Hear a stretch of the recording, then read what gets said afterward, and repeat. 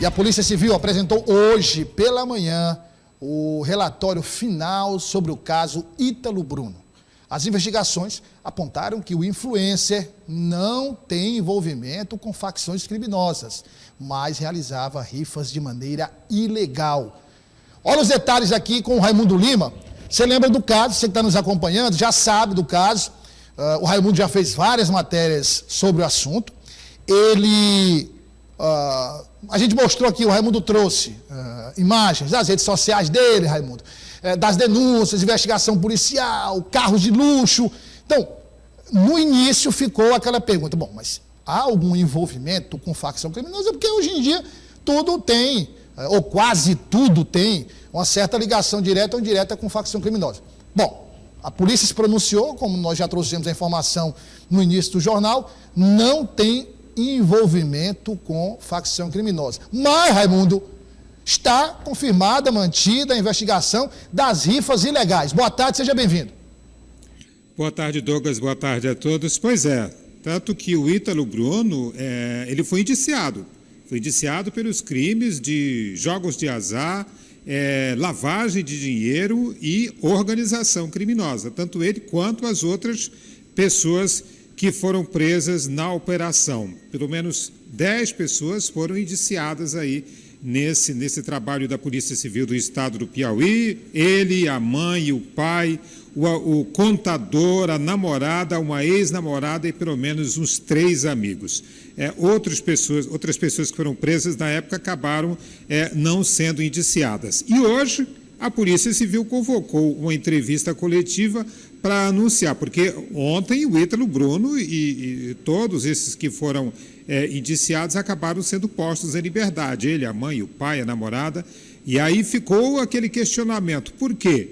E aí hoje a Polícia Civil convocou a imprensa para informar que tudo isso é resultado de um acordo de colaboração do Ítalo Bruno, de algumas pessoas mais próximas dele, para que houvesse esse relaxamento da prisão em troca dele colaborar, em troca dele passar informações a respeito de algumas atividades, outras atividades criminosas que vem acontecendo aí nesse âmbito aí da questão dos jogos de azar. Vamos ouvir o que disseram os delegados a respeito desse acordo de delação premiada do Ítalo Bruno.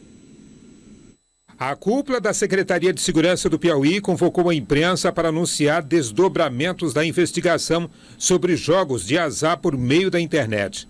A Operação Jogo Sujo, deflagrada no início do mês, prendeu mais de 10 pessoas envolvidas no esquema de rifas da internet que resultaram em vários outros crimes.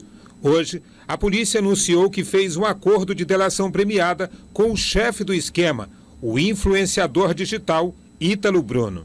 A investigação ela caminhou brilhantemente, conduzida pelo delegado Alisson Macedo, e o que nós percebemos, que nós entendemos, é que essa prática do jogo de azar, ela não pode ser uma referência para outras pessoas. A organização criminosa, a lavagem de dinheiro, é preciso que essas pessoas que desempenham essas práticas, elas regularizem as suas ações, os seus ganhos, porque não adianta nada você ter um ganho estrondoso de patrimônio sustentado por uma prática ilícita. Ítalo Bruno foi posto em liberdade nesta segunda-feira, depois de ficar 11 dias preso. O influencer foi indiciado com mais 9 pessoas pelos crimes de prática de jogos de azar, lavagem de dinheiro e organização criminosa. A polícia não conseguiu comprovar o envolvimento dele com facções criminosas. Todos os bens do influenciador digital que foram apreendidos pela polícia, como uma casa de alto padrão, carros e motos de luxo, vão ficar à disposição do Estado.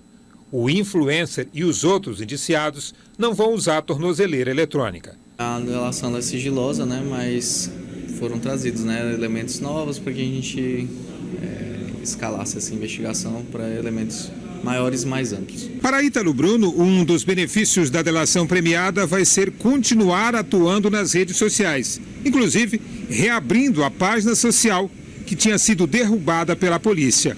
Ítalo Bruno é um ex-motoboy da zona sudeste de Teresina que ficou milionário em poucos anos.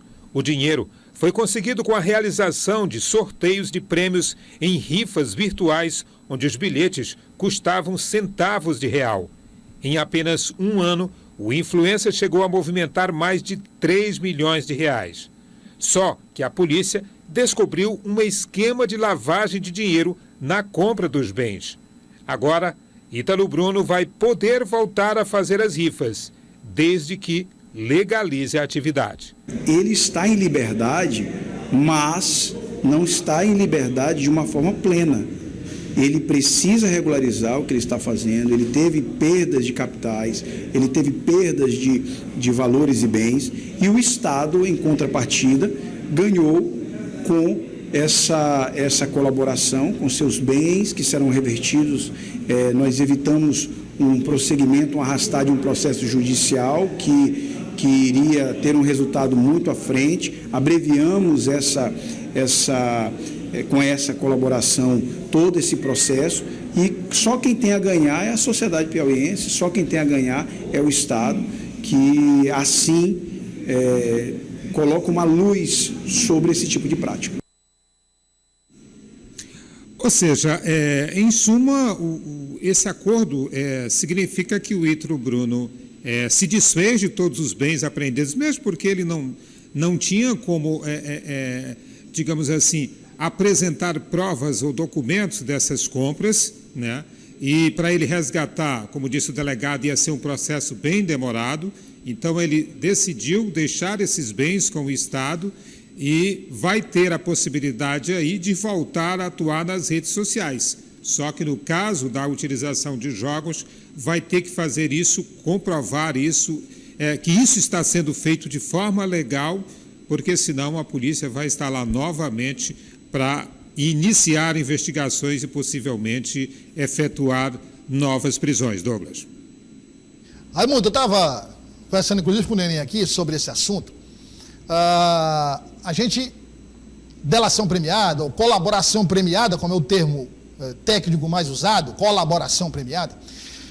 Pode deixar o GC aí, Fabrício. O Fabrício está lá, Pode deixar o GC. Pronto. Tem alguns requisitos. As pessoas, às vezes, todo mundo viu muito a figura da colaboração. Muita gente pensa, erroneamente, que a colaboração premiada foi criada a partir da Lava Jato. Não, já existia a possibilidade de colaboração premiada. Ela só não foi usada em grande escala antes da Lava Jato. Tinham casos isolados. Por exemplo, no caso Banestado, acho que 2012, Raimundo, 2009, não sei exatamente o ano, mas bem antes da delação premiada, quem era o juiz do caso Banestado? Sérgio Moro. Quem era a equipe da Polícia Federal no caso Banestado? A mesma da Lava Jato. E quem era o principal acusado de lavagem de dinheiro, de atividades ilegais?